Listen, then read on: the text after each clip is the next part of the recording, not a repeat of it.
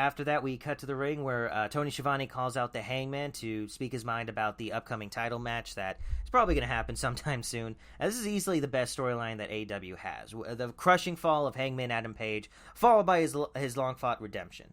The Dark Order is pushing him. He's finally found the guts to come to the ring and call out Kenny. And yeah, he is asking for that title match.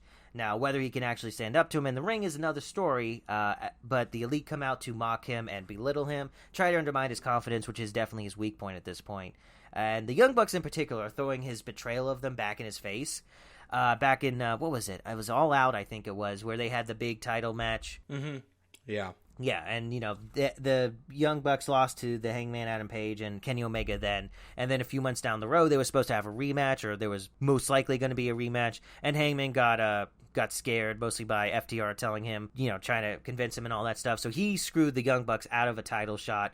And that's basically the impetus to all of this. And now you got the Young Bucks, who are full heel now, throwing that right back in his face. That and the alcoholism, which is probably not getting as much attention as it should be. I mean, I don't think we want to go all Scott Hall on this, but right. You also don't want to lose the cowboy tough guy angle that he's got going for him. I don't know. What do you feel about the alcohol in his character? Do you think it's adding to him, or do you think it's an intentional way of dragging him down a little bit?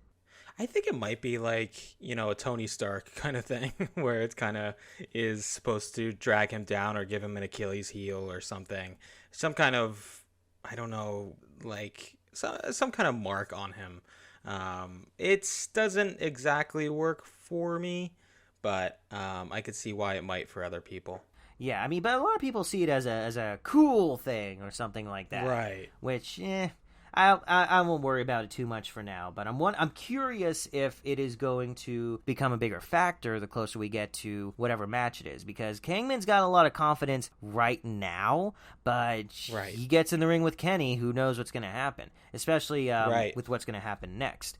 Omega he doesn't want to have the match, so he tries to throw a match at the Hangman to try and keep him away from the title shot. Basically, who was it? Omega and the Young Bucks, and was it Carl Anderson and Doc Gallows? I think it was those five. Yes. Yep. If Hangman and the Dark Order can beat those five in a 5-on-5 elimination match, then Hangman's going to get his title shot, which he already earned. He's number one, but he actually agrees to it on the condition that the Dark Order get a title shot.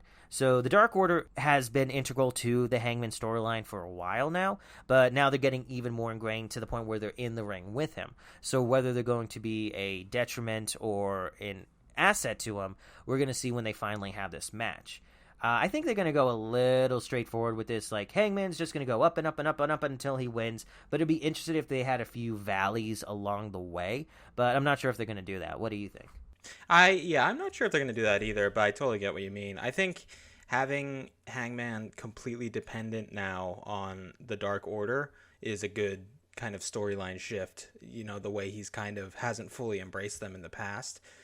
It's kind of a nice storyline twist to be like, okay, what if it comes down to, Evil Uno versus Kenny, and that's the only way Hangman gets a shot at the title. You know what I mean? That's a really cool. It's cool to imagine what they're going to do with it.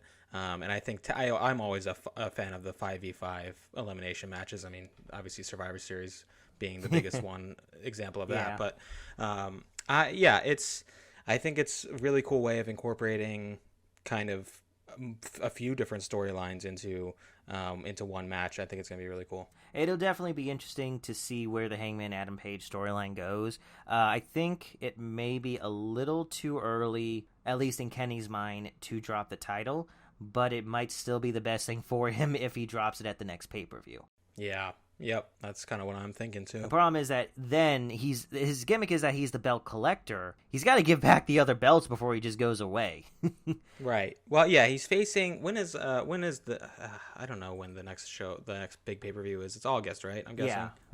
They usually have one in August and then one in like November or something. Yeah. So I don't know. I'm curious about the whole timing about when Kenny's going to start dropping belts, but I don't know. Yeah, that could lead to a little bit of a kind of valleys happening.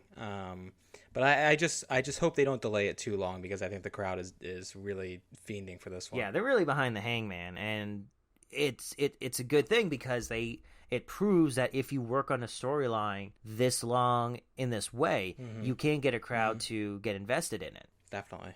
Yeah, and I think they've been doing, and it's a good thing that it's basically their top storyline is being done extremely well. From there, we go to Alex Marvez, who is interviewing Jericho. I don't know where this interview is happening. Perhaps this arena just has really nice dressing rooms. But once again, Agent of Chaos, because Jericho is attacked by Shawn Spears, who's wielding a folding chair. Darn you, Alex Marvez! Yeah. Will your lust for wanton destruction ever be satiated? Actually, I jumped ahead of it. Let me point one thing out here real quick. Jericho is giving this promo about how MJF's a smart guy. He modeled this after the labors of Hercules, but what MJF didn't tell you is how that story ended, with Hercules conquering all his challenges. And I'm sitting there like, yeah, but you're also not telling me